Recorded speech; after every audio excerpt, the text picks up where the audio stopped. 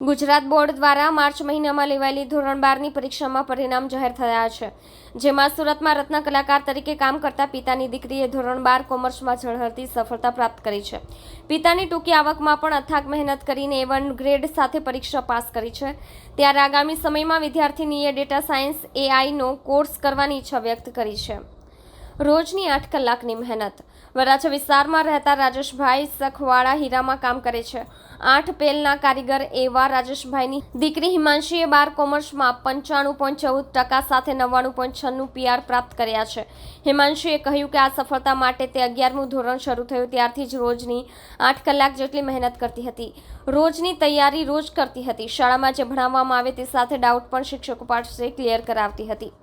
માતા પિતા 10 ધોરણ જ ભણી શક્યા.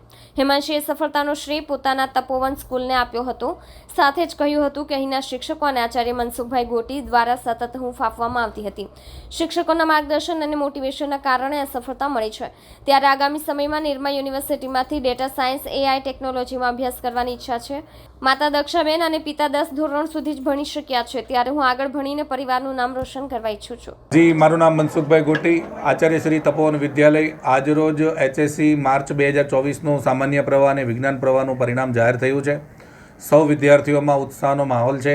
દર વર્ષની જેમ આ વખતે રેકોર્ડ બ્રેક રિઝલ્ટ અમારી તપોવન ગ્રુપ ઓફ સ્કૂલનું છે. સામાન્ય પ્રવાહની વાત કરીએ તો સામાન્ય પ્રવાહમાં કુલ અમારા 70 બાળકોએ A1 ગ્રેડ પ્રાપ્ત કર્યો છે અને 165 જેટલા વિદ્યાર્થીઓએ A2 ગ્રેડ પ્રાપ્ત કર્યો છે. સૌ વિદ્યાર્થીઓને સફળતા મેળવવા પાછળનું કારણ અમારા ટ્રસ્ટીશ્રીઓનો સહકાર, વિદ્યાર્થીઓની એટલી જ મહેનત અને વાલીશ્રીઓનો એટલું જ કોઓપરેશન અને વિદ્યાર્થીઓ સારી એવી મહેનત કરી અને આ પરિણામ ઉત્કૃષ્ટ પ્રાપ્ત કર્યું છે. આવનારા સમયની અંદર આ સૌ બાળકો કોમર્સ ક્ષેત્રની અંદર સારા એવા નોકરી, વ્યવસાયિક અને બિઝનેસમેન બને, ક્લાસ 1, ક્લાસ 2 ઓફિસર બની આ રાષ્ટ્રને ઉમદા સેવા આપે એવી તપોવન ગ્રુપ ઓફ સ્કૂલ તરફથી સૌ વિદ્યાર્થીઓને શુભકામનાઓ પાઠવીએ છીએ. જી, મારું નામ જયેશભાઈ ગણાત્રા, આચાર્ય શ્રી સાયન્સ ડિપાર્ટમેન્ટ તપોવન વિદ્યાલય. કઈ પ્રકારનું આ વર્ષે રિઝલ્ટ? આજ રોજ જે રિઝલ્ટ સાયન્સનું વિજ્ઞાન પ્રવાહનું જાહેર થયું છે તે ગયા વર્ષની સરખામણીમાં ખૂબ ઊંચું રિઝલ્ટ આવ્યું છે અને તપોવન વિદ્યાલયના બાળકોએ પણ 15+ A1 તથા 50+ A2 ગ્રેડ વિદ્યાર્થીઓ પ્રાપ્ત કરેલ છે. શું સંદેશો આપવા માંગુ છું? જે પ્રમાણે વિદ્યાર્થીઓએ મહેનત કરેલી હતી એ પ્રમાણે ધાર્યા કરતાં સારું પરિણામ મળ્યું છે અને દરેક વિદ્યાર્થીઓની મહેનત ખૂબ સારી પડી છે અને વિદ્યાર્થીઓ જે પ્રમાણે મહેનત કરેલી હતી બોર્ડનું રિઝલ્ટ એ પ્રમાણે ધાર્યા પ્રમાણે જ આવેલું છે. આ દરેક વિદ્યાર્થીઓ ઉચ્ચ એન્જિનિયર બને અને ડૉક્ટર બને એવી દરેક વિદ્યાર્થીઓને હાર્દિક શુભકામનાઓ. વિદ્યાર્થીઓનું રિઝલ્ટ ઓછું આવ્યું છે એ માટે શું સંદેશ આપશો?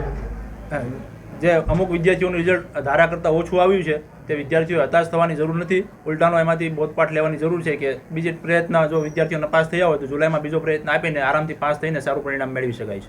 મારું નામ બઘાસિયા ધાર્મી દીપકભાઈ છે. હું તપોવન શાળામાં અભ્યાસ કરતી હતી. કયા શેનું રિઝલ્ટ આવ્યું છે આજે તમારું?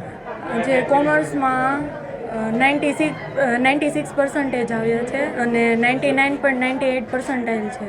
કેવું લાગે છે અને આનો શ્રેય તમે કોને આપશો? આમ તો બહુ સારું લાગે છે.